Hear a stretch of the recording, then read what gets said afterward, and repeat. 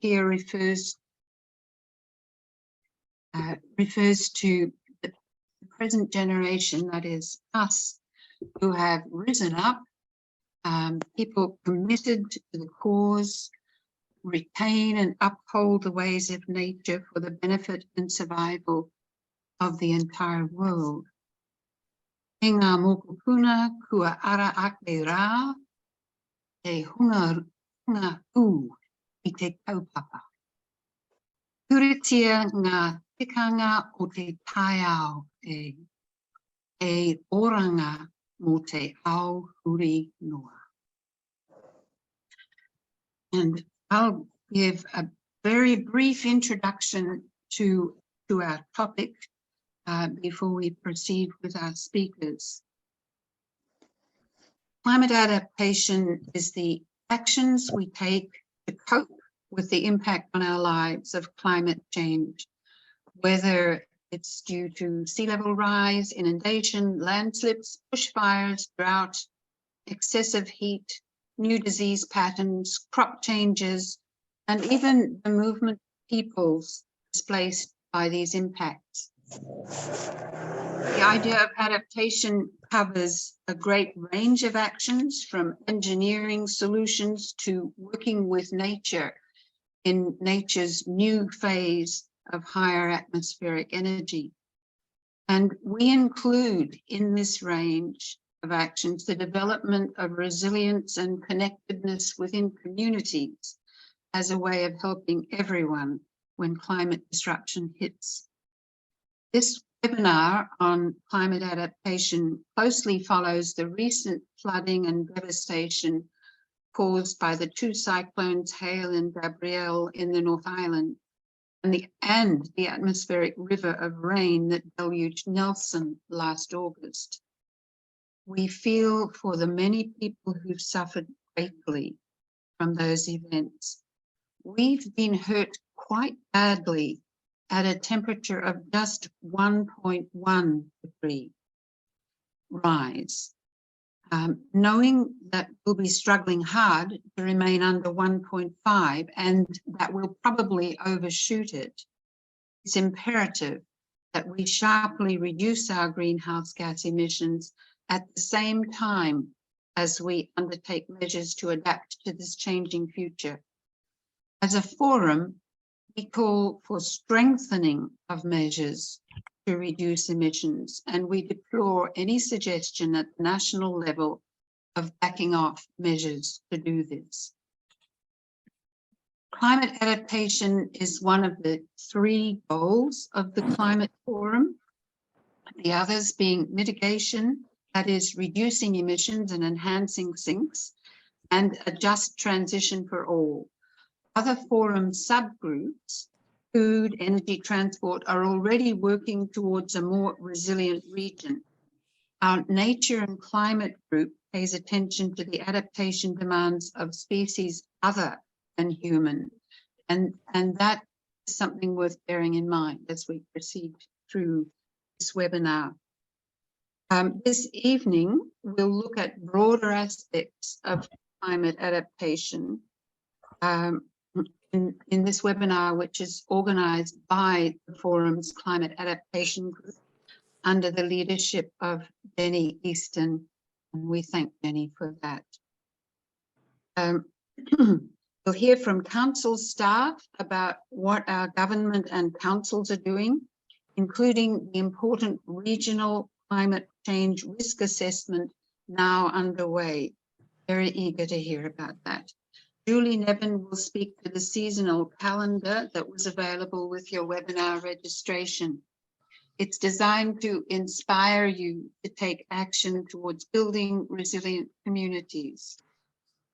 And the final speaker, Fred Overmars, will show how the IPCC framework for adaptation and resilience links these aspects together.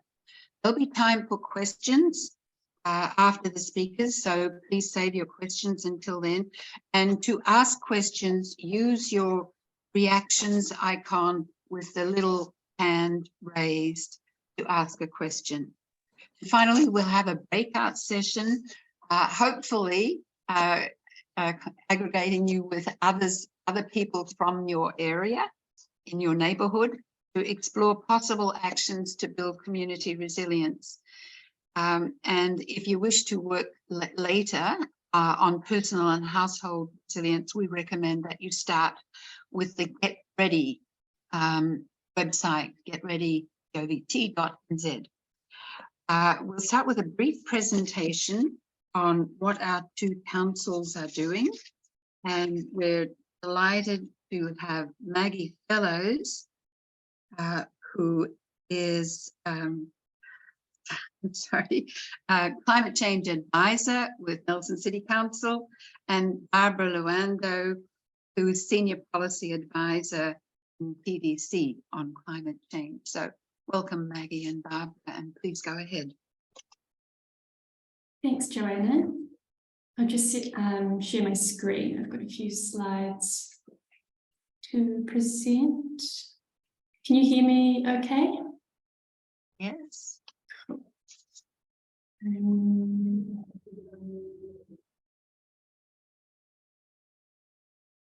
Did those slides come up for you? Yep, looks good. Great. So kia ora koutou. Yeah, thanks for joining.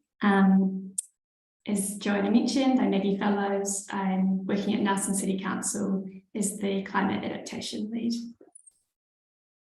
Lots of familiar faces on the call, but some new faces too. So it's great to meet you all.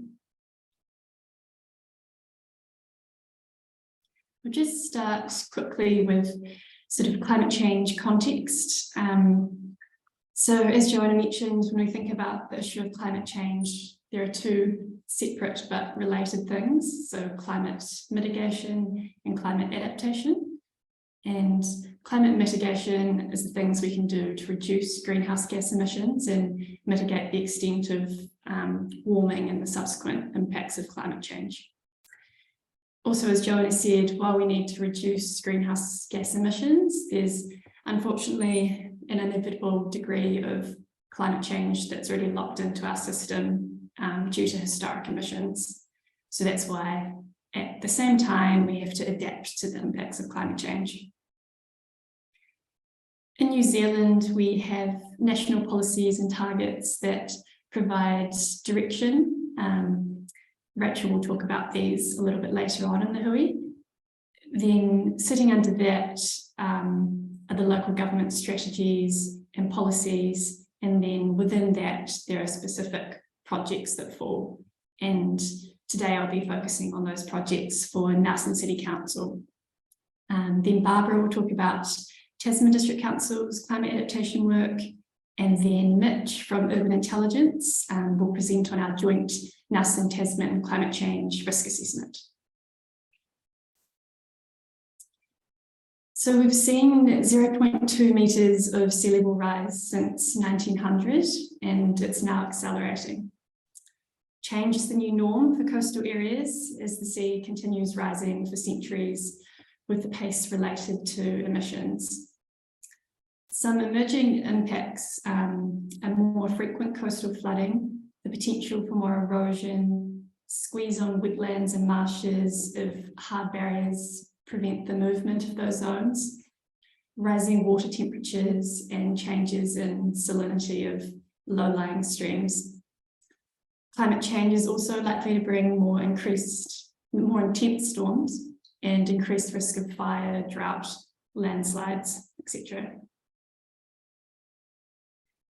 In low-lying areas in Nelson, the first signs of rising sea level will be the increased frequency of coastal storms and wave overtopping events. And historically, we use the 1 in 100 year event to plan for, but we found that it only takes about 40 centimetres of sea level rise for those 1 in 100 year events to actually become an annual event, which is pretty concerning.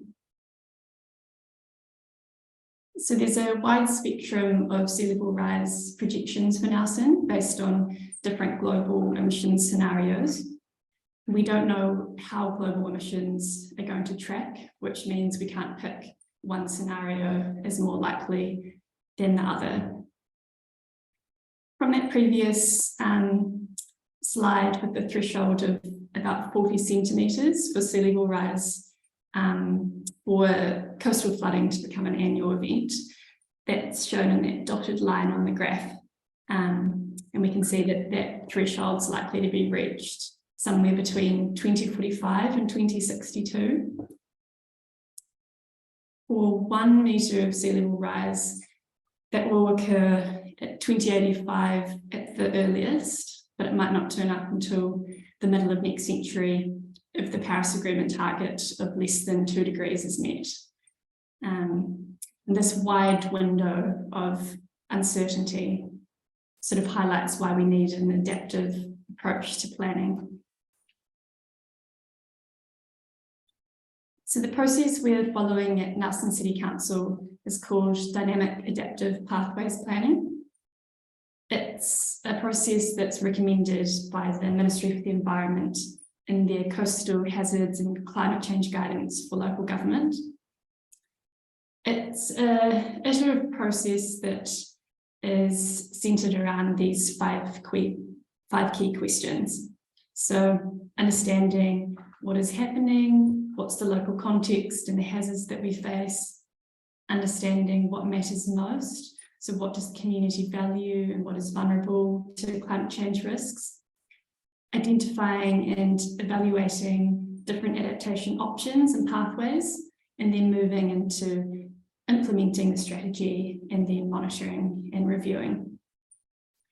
So previously, Council has undertaken hazard assessments for coastal and river flooding.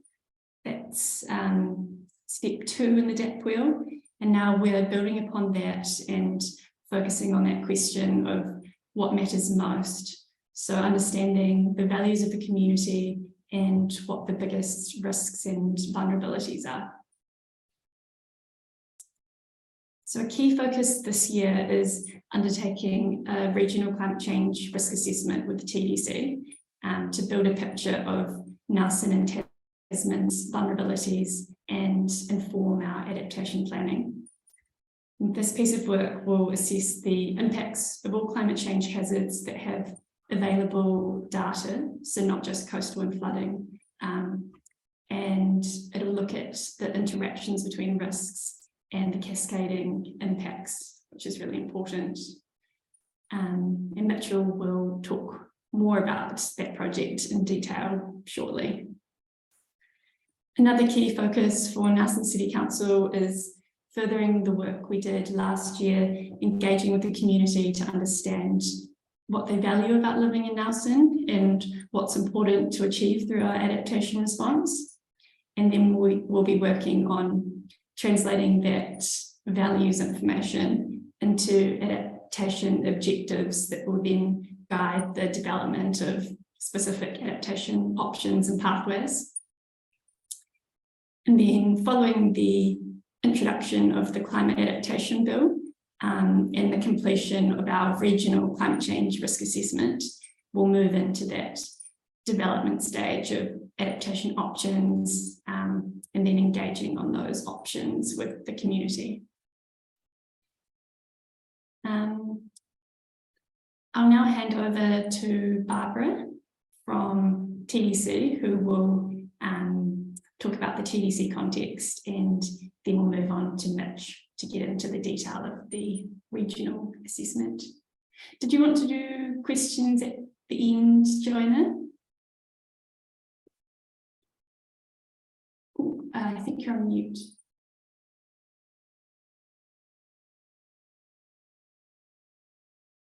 Joanna, you're on mute. Joanna? Sorry, everyone. Questions at the after all of the speakers. So asking people to save up or note down your questions and address them to the speaker that you want to address at the end. Thanks. Sounds good. Barbara, are you online? I can flick through your slides for you if you just let me know when. Thank you. Thank you, Maggie. Yeah, I'll just prompt you, if you don't mind, just to go to the next slide. And so thank you, Maggie. Kia ora koutou, and thank you for this opportunity. My name is Barbara, and I am the Senior Climate Change Policy Advisor at Tasman District Council. And I work alongside our Nelson City Council colleagues, Anna Garrity, Diane Worthy, some of the people that I see in this call, which are names that you all know. So the next slide, please. Tasman District Council has a legal obligation and a moral obligation to build climate change and sustainable development into all of the work that we do. At a local level, the council plays a critical role in helping communities prepare for and respond to natural hazard events whose incidence and severity are increased by the rapid changes of our climate. So this slide here, it's some of these predicted effects of climate change in Tasman District are summarized into this infographic, which I'm not going to go into the details in the interest of time, but one thing that actually it's very evident is that, and what puts them all these effects of climate change in common is the fact that the new norm is risks and the risk that climate change poses to our communities. Next slide, please. So what is that our council, in collaboration with Nelson City Council and our community, is doing around adaptation? So like Maggie mentioned, and Rachel will provide more in-depth information in a little while, there is a good number of national type of information, direction, guidance. There are policies like it was, and there is an adaptation legislation that will be coming into being in the next year. Tasman District Council has developed, we have developed our first climate response strategy, which is a framework for collaborative action to mitigate future harms of climate change and to plan for the impacts of climate change. The strategy has been designed to mainstream climate change within council and make it a natural part of decision-making processes within, clearly, our financial means. The strategy is associated with a plan which defines targets and actions, and the resourcing requirements for implementation of each of these actions will be defined as part of our council's long-term plan for 2024-2034 budget, which is in the making, has been developed. Both the strategy and the plan are currently under consultation, and the consultation is in our, the invites to engage, it's in our Share Tasman website. We deliver, our work builds on a long history of adaptation projects.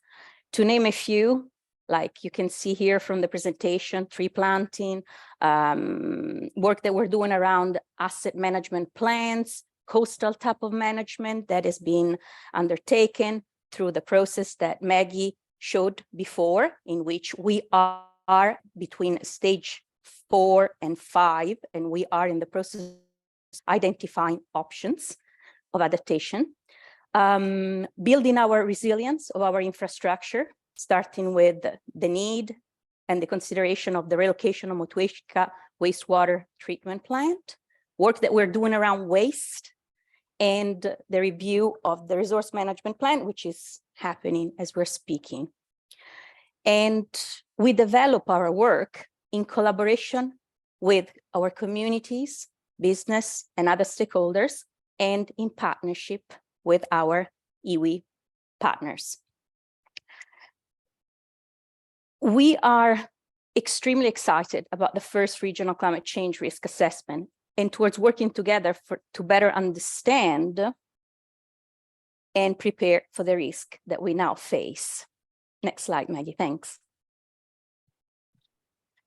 So this is the last slide of my presentation, and I would like to close the presentation by making an invitation to all of you to please provide feedback, your feedback on the climate change response strategy and its action plan, which is in our Shape Tasman website, and it closes on the 5th of May. I will be just putting the link into the chat. So thank you again. And now over to you, Mitch. Mitch is Urban Intelligence Director and a consultant that our councils have engaged for this assessment, and will provide us with an overview of the regional climate change risk assessment. Thank you. Fantastic. Thank you, Barbara. Can everyone hear me okay? Yes. Very well, thank you. Excellent. Well, tēnā koutou, tēnā tātou katoa. Ko Mitchell Anderson taku ingoa. Good evening, everyone. My name is Mitchell Anderson. I'm, like Barbara said, one of the directors of Urban Intelligence. I come from a background in civil engineering and humanitarian engineering. I'm since back and in the final year of my PhD at the University of Canterbury, specifically looking at how we enhance, not just in Aotearoa, but around the world, how to do local climate change risk assessments. So hopefully quite fitting for the project at hand. This seems like an excellent group, this climate forum, and so I thank you for the invitation to, I guess, let me speak today. Before I talk a little bit more about the risk assessment itself, I just want to make a comment that I guess risk is not the end product, or the risk assessment obviously isn't the end product. We're all here because we're talking about adaptation. And so risk is a key part along that journey. And it's a key part because it's about empowering both communities and decision makers to confidently guide us as the Nelson Tasman district towards a more resilient future. And so I guess ultimately that is the goal, that why we're all here today. And our team based out of here in Nelson and also Christchurch have been having a really excellent time supporting both Nelson and Tasman councils and I guess striving for that more resilient future. The risk assessment itself, as Barbara and Maggie have mentioned, is a collaboration between Nelson City Council and Tasman District Council. We're trying to identify risks, or the key risks to the region across various timeframes that relate to the human domain, our built environment, the natural environment, our governance domain, and our economic domains. As we're doing this, we're thinking about over 10 different natural hazard and climate forced hazards. And we're doing that over 2 different climate scenarios over 3 different timeframes. So that's the short, medium, and long-term timeframes, all of which to help us kind of inform the decisions and the investments that we're making today. Naturally, being Nelson and Tasman, this is a regional-wide assessment, but I guess the resolution at which we're assessing risk is still really granular. So that's looking at individual assets, our pipes, our roads, our bridges, our parks, our sites of ecological significance, the sites that communities have basically stated they value most. It's a semi-quantitative approach. So our team utilizes our backgrounds in software engineering and geospatial analysis to basically provide the foundation of what we believe might happen in the region. But ultimately, it's about coming back to the local knowledge and the expert knowledge within the region and basically grounding that information back in what may happen. Again, this is an iterative process.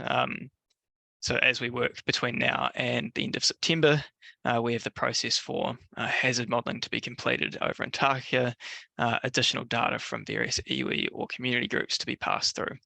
So we're trying to be as flexible as possible as people are made aware of this project so that they can make the most out of it as well.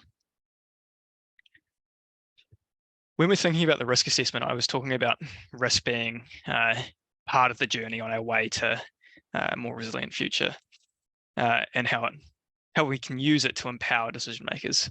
And some of the things that we're thinking about when we're doing that is, well, the more we understand about our risk and when it may occur, the more we can do towards the more confidently we can make decisions around adaptation planning, our infrastructure and asset management. More confidently we can visualize and communicate with the community. Our emergency management and preparedness. We've been doing similar work with Hawke's Bay Regional Council over the last few months, and the timing of the cyclone is, as an event, obviously extremely unfortunate, but working with them to make sure that as this influx of central government funding and insurance comes through, they can also double down in terms of, rather than rebuilding in the exact same place, building back better and thinking about climate adaptation at the same time. Equally, this risk information needs to be informing land use planning and consenting. We can use it to support organisations and communities within the Nelson Tasman region to build their own resilience. And finally, we need a way that enables both councils to report to central government as they're now legislated to do. So what does this risk assessment actually look like? Naturally, with any project of this size, there will be associated technical and summary and methods reports. But the main output from this is what we're calling the Nelson Tasman Climate Change Risk Explorer. Now, I appreciate what we're looking at on the screen is the Otatahi Christchurch Risk Explorer. This is more of a finished product, and so I figured I'll give a demonstration on this today. And so while I could show you a recording, I think it'll be better if I show the real thing. And so what we've got here is a more or less an interactive online visual tool to help, I guess, communicate the risk to whichever region we're thinking about, so that risk information isn't just used by the select few at council who are thinking about it. It means it's really accessible to people within the community, our asset managers, our utility providers, and our adaptation planners. The tool itself, while it will be built to be, I guess, bespoke to the Nelson Tasman region, and we will be getting feedback along the way about what features, functionalities, wording, and what kind of imagery you'd like to see in this. This is how we put it together for Otatahi Christchurch. So on the homepage, we've got a little bit of background to the assessment, a few visuals about how we think about risk and vulnerability, and then a little bit more information about how to use this tool, etc. We'll start with the, I guess, the regional picture. And so this is more or less how we start to prioritize and think about our risks as a region or as different communities. We've got different prioritized risks with different strengths of knowledge and different adaptation areas across different timelines. And this is great. This helps us start the conversation about what things we care about and what things we think will be impacted the most. But I guess the crux of it really comes in when we start to think about these things spatially. And so how do we enable communities and asset managers to have the really granular information that they need to start making informed decisions? And so what we're looking at here is the coastline of Otatahi Christchurch. And if we think about we're a community and we're thinking about planning for coastal flooding in the future, we might say we're planning for 2050. Therefore, we need to be planning for, well, about 20 centimeters sea level rise. Planning constraints show us that we need to be planning for a 1 in 100 year event. We can look at the other events, but let's look at the 1 in 100 for now.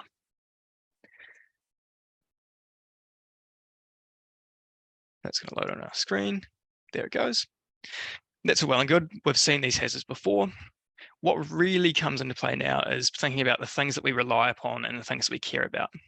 And so a really good visual example of that is looking at our transportation assets. And so if you're a transport planner, we can start to understand in these different events how our transportation network may be impacted. And so if we look at Waitaki Street, for example, we can see that within a coastal flooding event or a groundwater rise, we could be in for up to 15 centimetres or over a metre worth of coastal flooding over this road.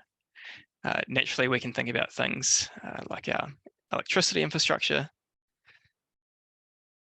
where we can start to understand, well, not all electricity distribution stations are weighted equally. Funnily enough, some serve more people than others.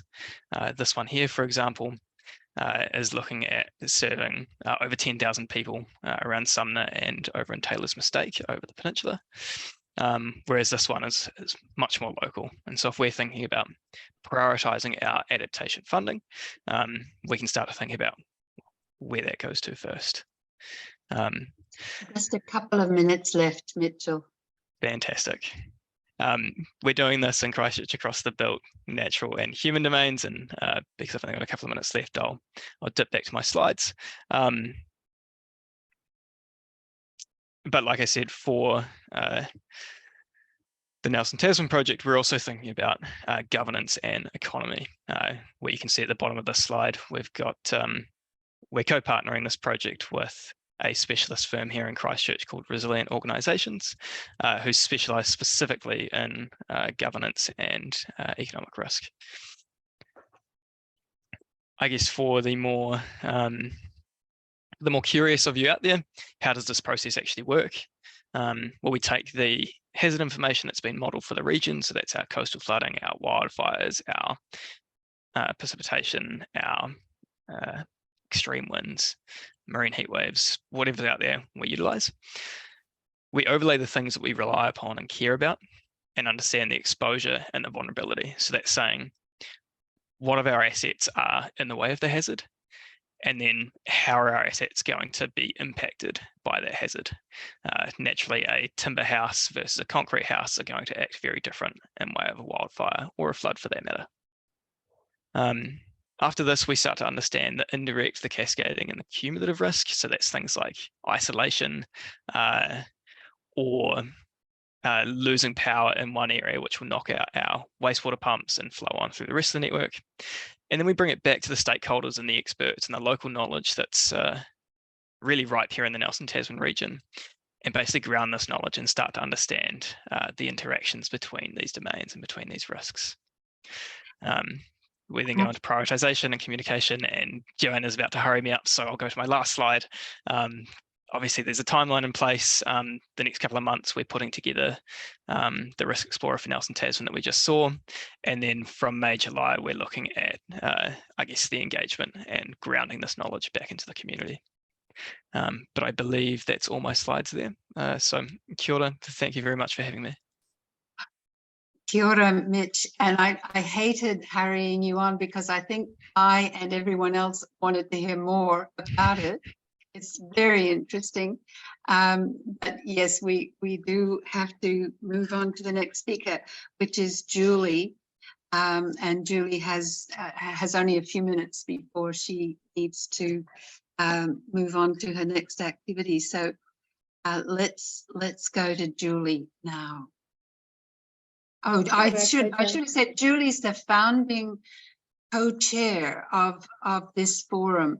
And we all esteem Julie very highly and are eager to hear what you have to say.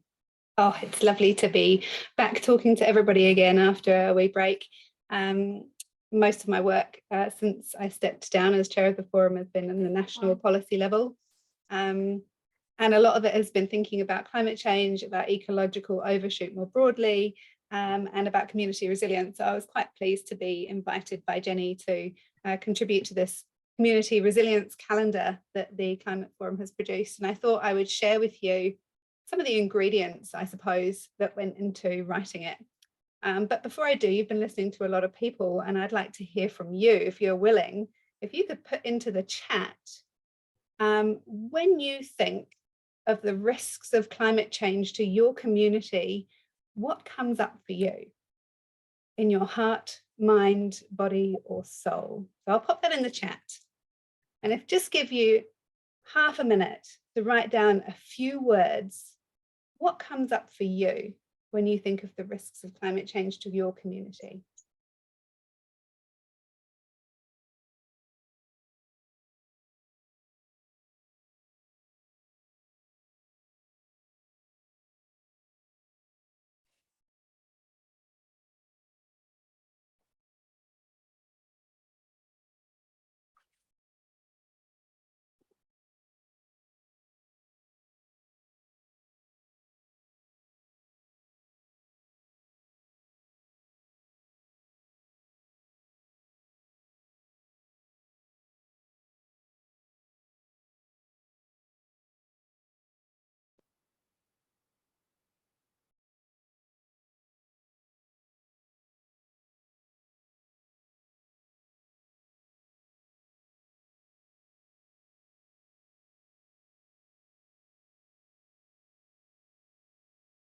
Thanks, everybody. Feel free to keep them coming in. The reason I asked for this is because you can see, looking through even just a few answers that have come in there, that everybody thinks about it quite differently. You've got some people wanting to protect particular things, some people wanting to protect themselves from particular risks. And the risks are everything from democracy to food security to isolation to basic needs. And that's part of what went into thinking about the community resilience calendar. It wasn't just about the risks of climate change and a changing climate and those changes to the climate itself. It's all the other bits and pieces that come along with that. One of the frameworks that I have used, I just share my screen, can you all see that? Yep. Is this one. By a lady in the States named Joanna Macy. And if you haven't come across her work, the work that reconnects, I find it really enabling for me to carry on with what can seem like a hopeless or overwhelming set of problems. So she proposes that we're collectively, that humanity is in a period called the Great Turning. And the ingredients for this are stopping actions, holding actions, which slow down the damage, green shoots or new systems and structures that protect and sustain life, and a shift in worldview to a worldview that has congruent values and perspectives. A little bit more about that last one of a shift in worldview. This is a worldview that replaces power and profit with respect, relationship, responsibility, reciprocity, and redistribution. And so these are ideas that I've tried to weave into the calendar in particular, which is why it's a calendar about community resilience, not about individual or household resilience. Another big ingredient that went into it is the work of the Post-Carbon Institute. If you haven't come across this yet, and in particular, if you haven't done their Think Resilience course, I thoroughly recommend it. It's a really accessible and interesting set of resources. It's free to do, and you can take it at your own pace. And it comes with these couple of extra books that if you end up delving into community resilience quite deeply, are well worth a read as well. Most of my understanding of community resilience comes from this, in particular, the idea that we're not just dealing with or risked by climate change, but the ecological crises more broadly, by threats to economic system and a slowing down in economic growth, by threats of increasing global inequality, and potentially a declining energy system as well. All of these coming together more or less at the same time. And it points out that in all of that, we're surrounded by contradictions. We must live in this world while we're building the next. We're accused of being hypocrites if we drive a petrol car while being a climate activist. We have no time to waste, yet we must take our time. This is all needs doing yesterday, but we need to bring everyone along with us. We have to simultaneously oppose and propose. That's the stopping actions and green shoots from the slide that I started with.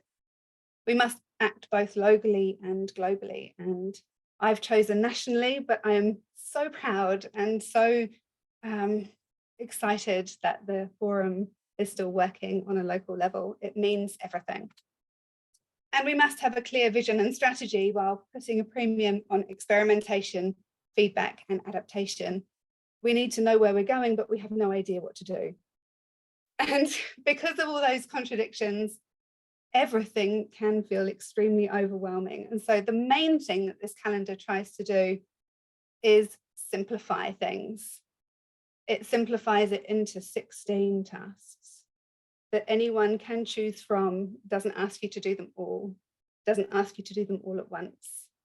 It chooses 4 actions for winter, 4 for spring, 4 for summer, and 4 for autumn. And of course, those 4 are not everything, and you'll have your own ideas and passions. And if you do, then join the forum's adaptation group. Take them there and get the support that you need to make them go. And I've popped an email address at the end, but it'll be no surprise. It's emailing the Nelson Tasman Climate Forum is the way to go. I think that's enough from me. I'm sorry I can't stick around to answer questions, but Jenny knows just as much as I do about any of this, which is no expert at all, but I'm always also around to chat by email if you want to.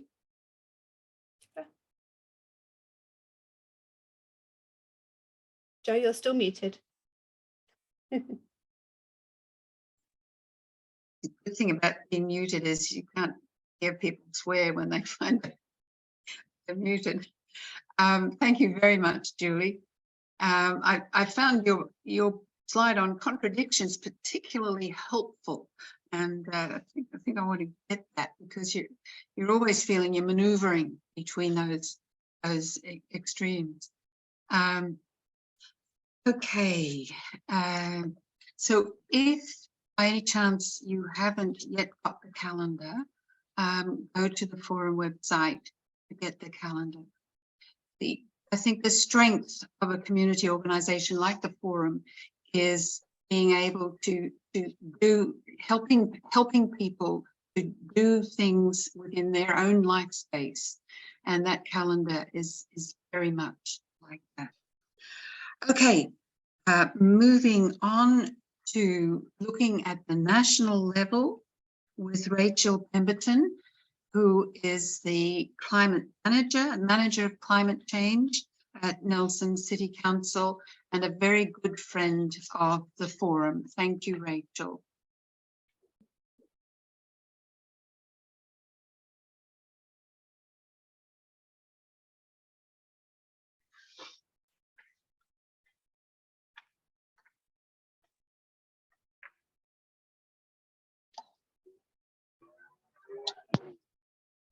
Rachel, if you're talking, we can't hear you. You're okay. My computer froze momentarily. But can you see the slides now in front of you? Yes. No, not a slide yet. We have a blank screen. Oh. Okay.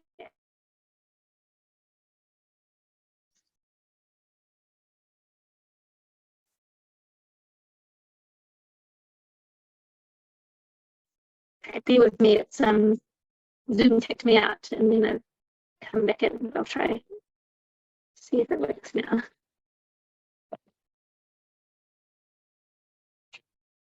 We have a slide. Right, and you can still hear me? Yes. Yes. Thank you. Kia ora koutou.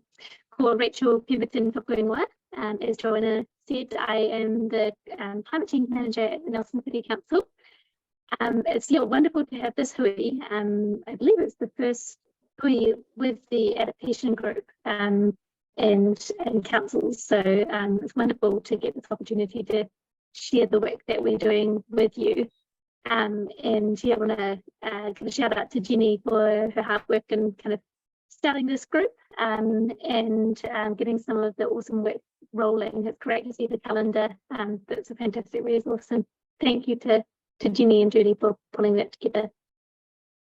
So I've been asked to talk to what government is doing on climate change adaptation in 10 minutes, including managed retreat. It's quite a large topic to cover, so I'll race through it and do my best to kind of cover the key parts of what government is doing. So I'll talk about the National Climate Change Risk Assessment within the broader framework of the Climate Change Response Act. I'll also talk about the National Adaptation Plan and the new proposed Climate Adaptation Bill. And then Jenny's also asked me to talk about managed retreat and mention the work that the Environmental Defence Society have done on managed retreat and their working papers.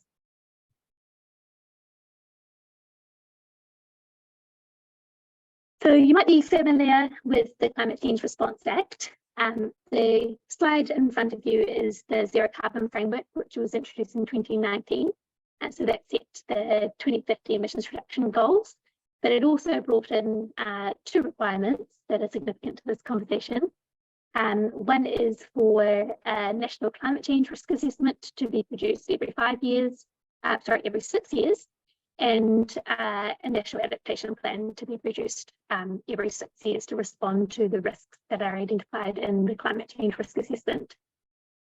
So the Climate Change Commission also was set up and have responsibility for monitoring government and holding government accountable to meeting its goals. The the government produced the first climate change risk assessment, but the subsequent risk assessments are going to be produced by the Climate Change Commission. The first risk assessment came out in 2020. If you want to have a look at that, that's available on the NFE website. And government produced the National Adaptation Plan last year. There's a requirement in the legislation for that plan to be produced within 2 years of a national climate change risk assessment being released.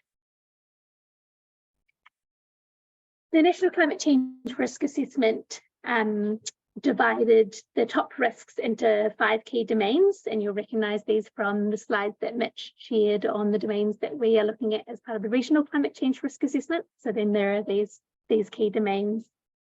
If I highlight some of the top 10 risks, they were risk to coastal ecosystems and indigenous species, risk to social cohesion and well-being, risk of exacerbating existing inequities. The economic risks include lost productivity, disaster recovery costs, and financial instability. In the built environment, the key risks were risk to potable water and risk to buildings.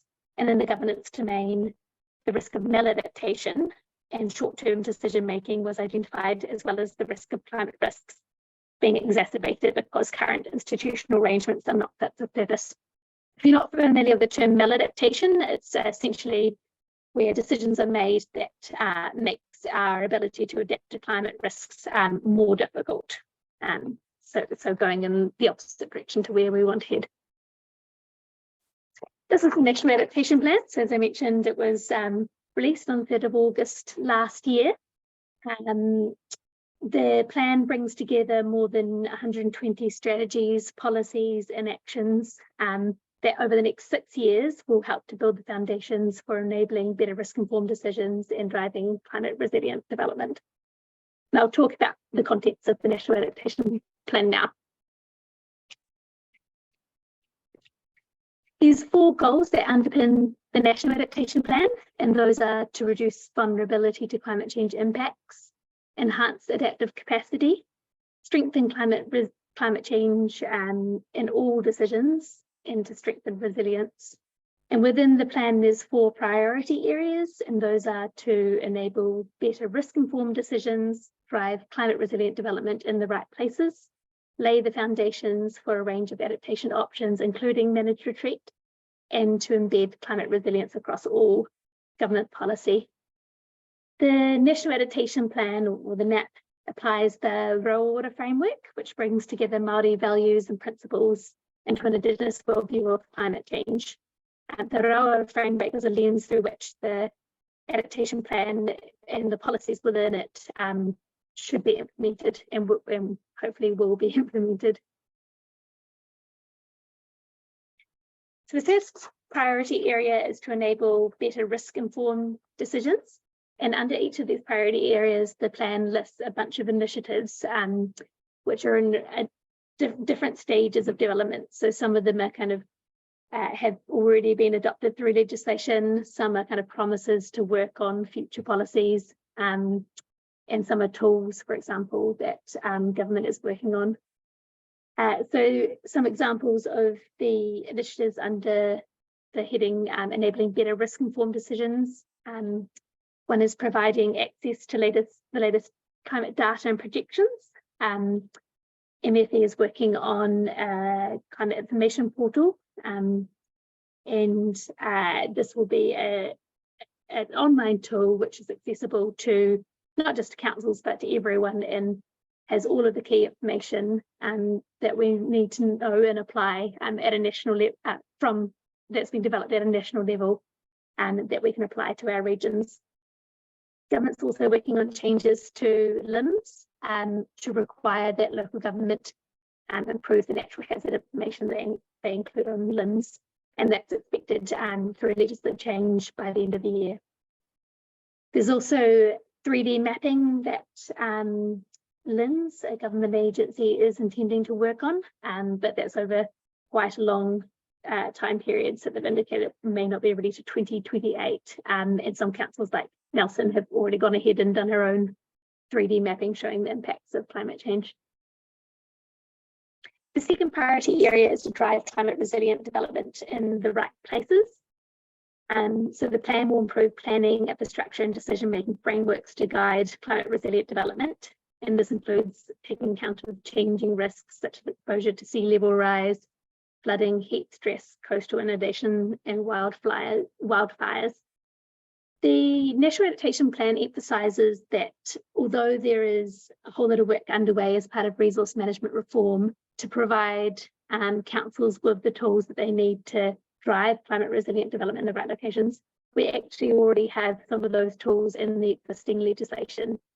So the RMA itself requires councils to consider climate change impacts, and also there's provisions in the New Zealand Coastal Policy Statement that require us to take a precautionary approach when it comes to considering climate change risks in coastal areas. However, these tools are still limited. For example, the NZCP's Coastal Policy Statement is only focused on the coastal areas, and we don't have broader tools that relate to other hazards, for example. And so resource management reform, the 3 bills to have been introduced to Parliament already, the Spatial Planning Act and the Natural and Built Environment Act, they will provide us with the tools that we need to for example, to override existing use rights and to plan for future land use. So those are kind of critical tools that we need to progress the adaptation. And then the final bill I'll talk about further, the climate adaptation bill that's due for introduction later in the year.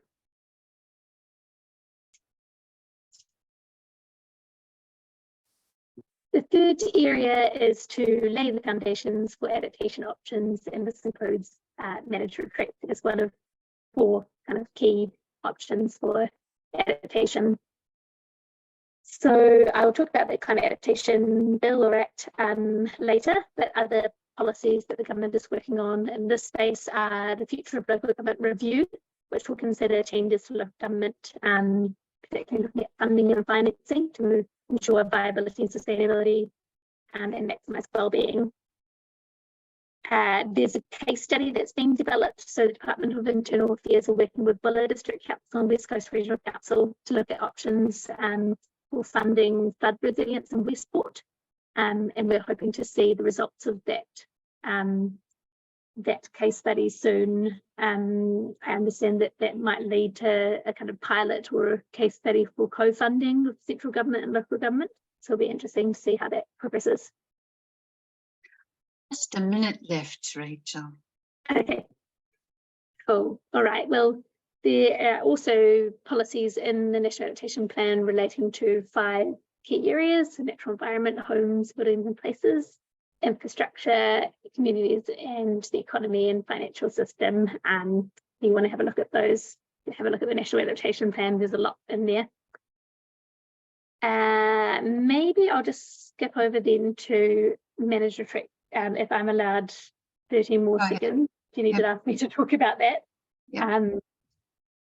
So managed retreat is one option in the toolkit of adaptation options. It's a process for moving people and assets away from areas of risk in a managed way over time. There's a lot of research going on into managed retreat at the moment, and government is working really hard to develop a managed retreat framework, which we included in the climate change and the climate adaptation bill. Just to say that it's not a new concept to New Zealand. So the slide on the left, the picture of the Canterbury Red Zone, and on the right is the Matata and Bay of Plenty. So these are 2 examples where already in New Zealand we've gone through a managed retreat process. But what these case studies have showed is that it is incredibly complex. The roles and responsibilities for managed retreat are not clear.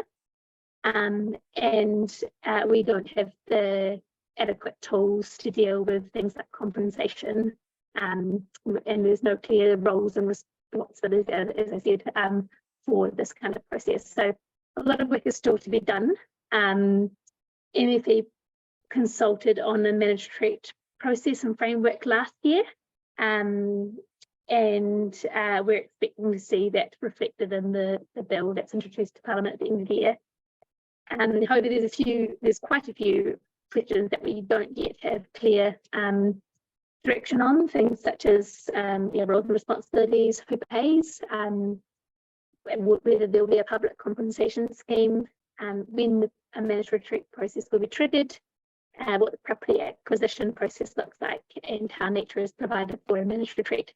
And so we're really hoping that direction comes out of the central government soon. Thank you. Apologies for going slightly over time. Oh, no, thank you, Rachel. It was very rich stuff, and I felt bad hurrying you because it's vital material. Let's go on to Fred Overmars, who is going to say a few words about the IPCC framework for adaptation and resilience. Fred is an applied scientist and is a member of the Forum's adaptation group. Over to you, Fred.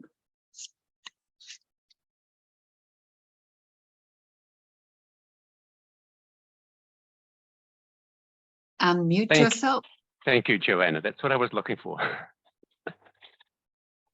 Kia ora tātou katoa, ko Fred toko inoa.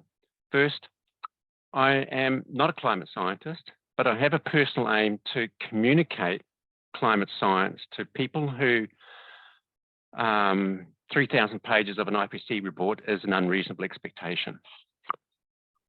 So, and on that note, today I would like to focus on one page, one figure out of the 3,000 plus pages of the IPCC working group report that came out in February last year, and this is on impacts, vulnerability and adaptation. And I would like to show this slide, so I'll just share my screen.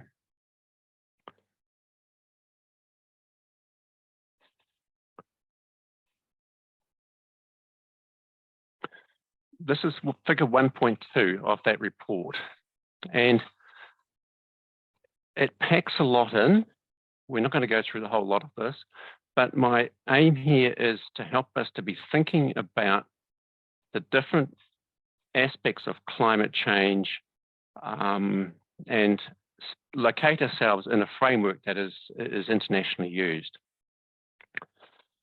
So, well, we're only going to have an overview through this. I'll take you through some of it, but there are pieces here that If you want to follow up, this is available on the Adaptation Group's website page on the Climate Forum, and also you can track it down through the IPCC. So at its core, let's see if this will work. Here we are. At its core, it's climate resilient development. And what this means is societal goals for human health and well-being, equity and justice, and ecosystem health and planetary health. And where we are at the moment, our coupled human and natural system lacks sufficient resilience and does not meet societal goals. Now, around the periphery of this are the three key concepts of vulnerability, adaptation, and resilience. And in relation to the climate change challenge that we have, the IPCC calls these entry points.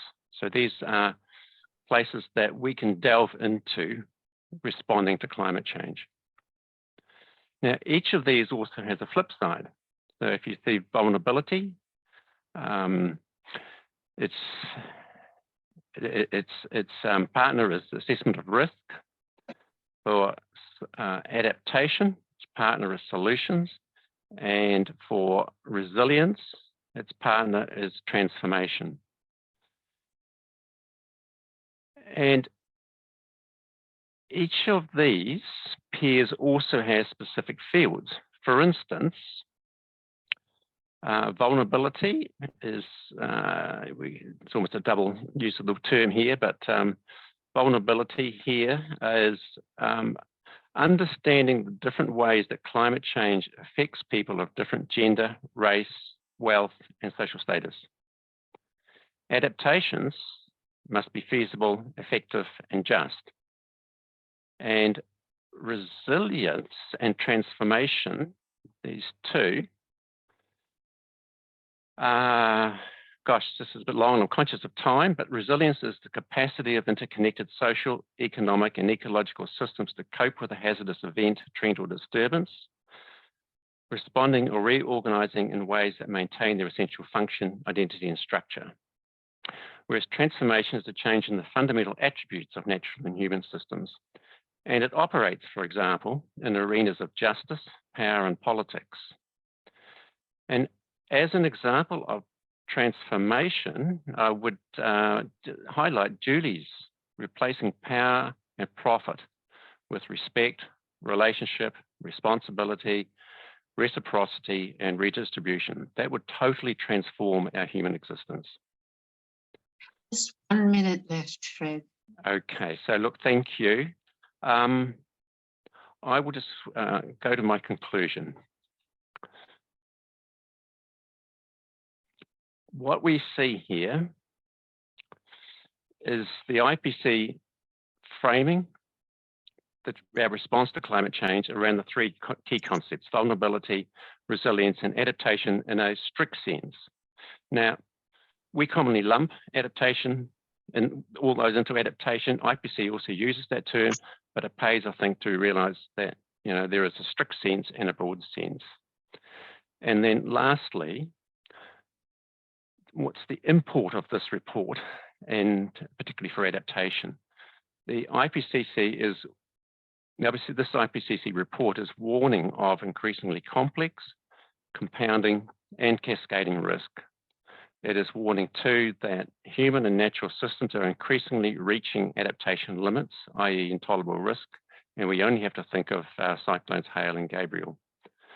The report is crystal clear that adaptation is not an alternative to the need to urgently reduce emissions, and the price we will ultimately have to pay to adapt goes up with every tonne of greenhouse gases that humans emit. Thank you. Thank you very much, Fred. It's very helpful to place all of this in the IPCC framework. Thank you, Joanna. May I also thank Jenny Easton for helping with this presentation. Excellent. Thank you. Okay, We have a few minutes now for questions, which can be questions of any of the speakers. Let me make sure that we've got everybody on screen, and use the reactions icon to put up your hand if you want to ask a question of any of the speakers. And yeah, if we could take the IPCC slide off, Fred, that would help us look at the excellent. Okay, so let me make sure that I've got everyone on screen here. Chris, go ahead. Thanks. Yeah, thanks everyone for some really stimulating presentations there. I've got a couple of questions. One, the process that was outlined, I think that Mitch and the two speakers from different councils showed a lot of emphasis on community consultation. So I'm wondering, is there in this process a voice for nature as well? And how can that be made explicit and significant? And my second question is on the first slide, Maggie, you showed the slide of sort of sea level rise over time under the different scenarios. We've had a report last year on subsidence here, and we've got really significant subsidence around Tasman Bay. In fact, in some areas, it's subsiding as fast as the sea level is rising. So it basically doubles sea level rise. Have you taken that into account? Because that would foreshorten the timeframes quite a bit for some of those areas, coastal areas in our region. Thanks. Maggie, go ahead. I'll just quickly answer that last question, Chris. So that graph that showed the different scenarios, that takes into account the rate of 2 millimeters subsidence. So yeah, that's been taken into account in our projections. We're not quite as lucky as places like Kaikoura, for example, where the land is moving upwards. But yeah, all the more work to do. In terms of a voice for nature, I'll let Mitch talk about the regional risk assessment, but when we went up to the community June to August last year and held those workshops talking about values, a really strong value that came up was enhancing our natural ecosystems and biodiversity. And as we work to translating the values into objectives, there'll definitely be an objective around protecting the natural environment. Mitch, did you want to talk about how the natural environment is considered in the risk assessment? Yeah, of course. So kia ora, Chris, thank you for your question. Yeah, I guess extremely important that the natural environment does have a voice throughout the risk assessment and throughout the subsequent adaptation phases and decision making.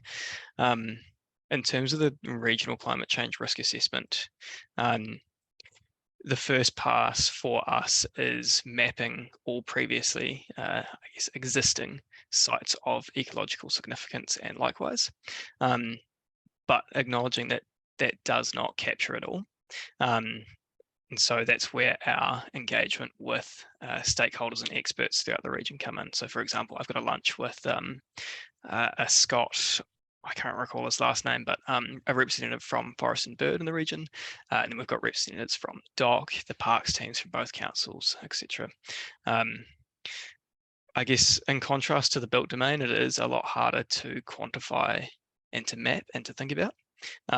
Which is, I guess, why we've got this flexible process where we are able to keep coming back to the experts in the community and identifying new information as we go along. So I guess in September, at the end of the project, the door is by no means shut for additional information to be identified and thought about as we start to make adaptation decisions. Thank you, Mitch. Are there any other questions of the speakers?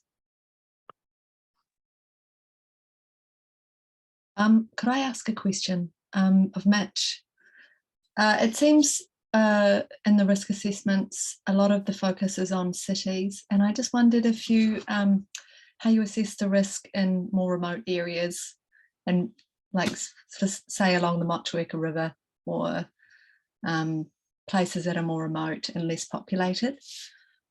Yeah, great question. I guess the answer is actually more or less the same. And so, although the example I gave was for Christchurch City, we've been doing work with the exact same assessment for the Buller District Council and North Canterbury, both of which have significant non-urban or rural areas. I guess ultimately, those areas either have some kind of cultural or natural significance, or our communities live there. And in any of those instances, there are things that we care about or rely upon. So whether it's a state highway that connects these rural communities to urban centres or key facilities, whether it's the homes of these rural people, whether it's the productive land that they live on, yeah, it's certainly not just limited to urban environments. And yeah, we're really conscious of making sure that that's not the case. So thank you for your question. Thank you.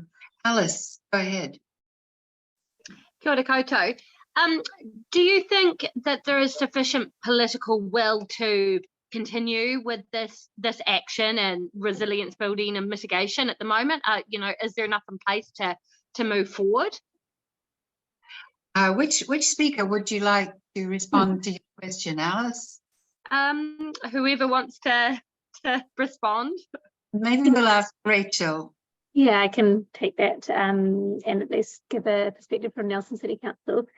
It's a really, really great question. So I guess there's political will to respond, but there's also the requirements that are coming out of central government. So it's going to become increasingly difficult for local government politicians to not act on climate change, as with the resource management reform, it's going to be kind of built into the legislation.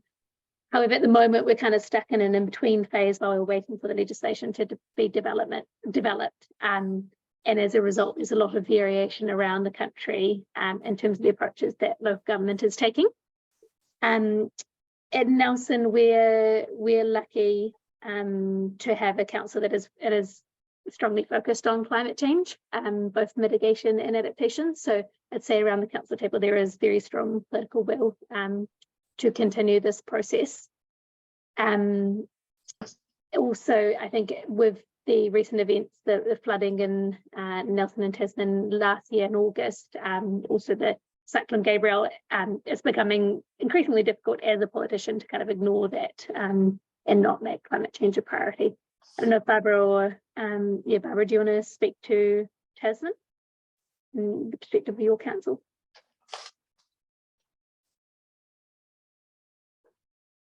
Sorry, I just lost sight of Barbara. Oh, yeah, she's here, but she may have missed that. Is it good? We can probably move on. Okay. She's raising her hand. Okay, can I move on then to Fred's question? Yeah, go for it. Okay, thank you. My question is for Maggie and Barbara probably, but perhaps Rachel too. The August atmospheric river that we had cost Nelson City something like $16 million and TDC not a small amount. I would like to ask how the risk assessment might approach the funding of those kind of costs. Yeah, so the risk assessment will have that first pass assessment in April, and the intention there was that early findings can feed into the development of activity management plans, so that we can fund projects that potentially don't yet exist. So that's the intention there. Is there anything else you'd add to that, Rachel, in terms of funding? Yeah, well, I guess the risk assessment itself won't make funding decisions. It's kind of what it informs the next step, which is to identify adaptation options, and within that funding would be considered. So yeah, so it's not going to kind of come up with the answers to funding, but it will inform those decisions. And yeah, support what you're saying, Maggie, about long-term planning processes and that early assessment will mean that we can set aside funding for example, to make infrastructure more resilient within our planning processes. Anything to add, Barbara?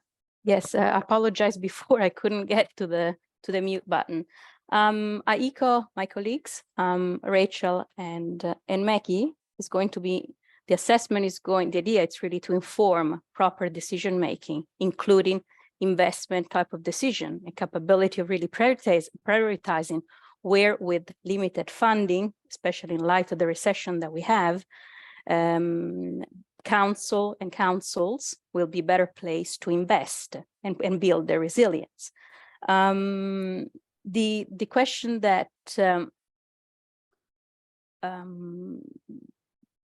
the lady asked, sorry, the name Alice, sorry, that Alice asked about the political will, without repeating what Rachel said, I think that the events, the latest events, do speak for themselves, and so that unfortunately there are parallel climate change with world hunger, where only when you are in the face of the rat, pretty much, people do move. And so that certainly we have some good foundation, which were developed by our national government and are being developed even further in terms of legislation around adaptation. And but as well, it is clear, and it's becoming now more and more clear to our decision makers, our local decision makers, that we have to be resilient at local level, all of us together. And it's not really what the council is doing or what national government is doing. It's really what is that we all will be doing together. So. Thank you very much. Last question to Lisa Marquardt, and brief question, brief answer, please. Kia ora, thank you for all your presentations. Really great to hear what's happening here. My question relates to the partnership with Mana Whenua, and I would like to ask the representatives from the councils how you partner up with Mana Whenua throughout the process of undertaking the risk assessment, as well as thinking about how you do that, identifying options and developing pathways. Rachel, would you like to speak on that, please? Sure.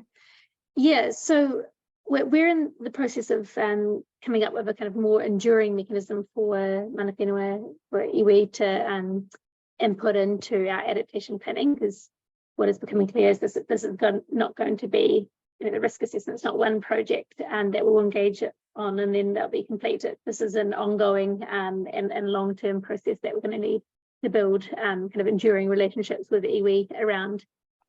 So on the back of the risk assessment as the kind of trigger, we have begun conversations with all iwi and tito ihu to talk to them about how they want to be involved in adaptation. So we're in the process of kind of forming up what that looks like. We're contemplating kind of workshops with each iwi to identify risks that relate to them.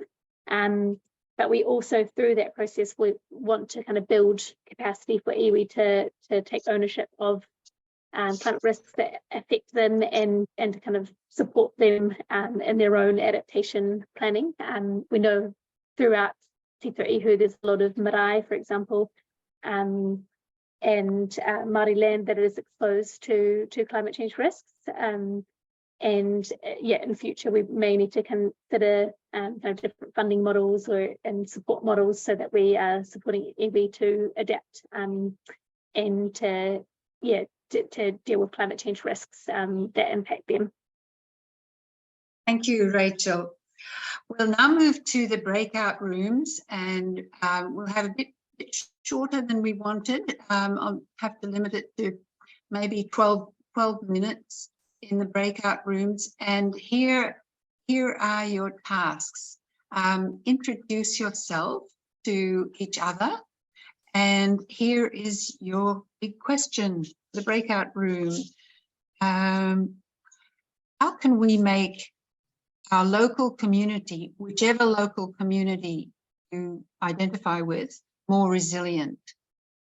And have a brief discussion of that. And we want to harvest the answers in chat. Now, you may or may not have time to put your ideas on chat. And if you don't, we're going to leave the meeting in the chat room open for 10 minutes after we close. We'll bring you back after 12 minutes and close.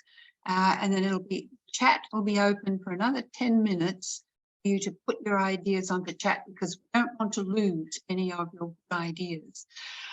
Okay, so the question is, how can we make our local community more resilient? Off to chat rooms and see you in 12 minutes. Okay, so I want to thank a number of people. First of all, Jenny, for the concept of this very interesting webinar, and to Jenny for organising the whole thing. And then I want to thank the speakers, Maggie and Barbara and Mitch and Julie and Rachel and Fred. And also to thank Marlene for being the always attentive tech person behind making these things work. And I will now close with a karakia, and that's the formal end of the session. But go back to the chat, your ideas on. Our closing karakia is the images. We've been on a waka journey together over the ocean, paddling together, and we've come to shore. We're getting out of our waka and reflecting on what brought us together and what we did together. Ko te hā, ko te pō, ko Tangaroa, ko te mana, ko te kotahitanga o ngā mātāwaka. Aumi e, hui e, taiki e. Thank you, everyone. Thanks, Joanna. Thanks, everyone. Great, great, Hui. Thank you. Thanks again, Joanna and Nelson Tasman. Yeah. Great to have you with us, Chris.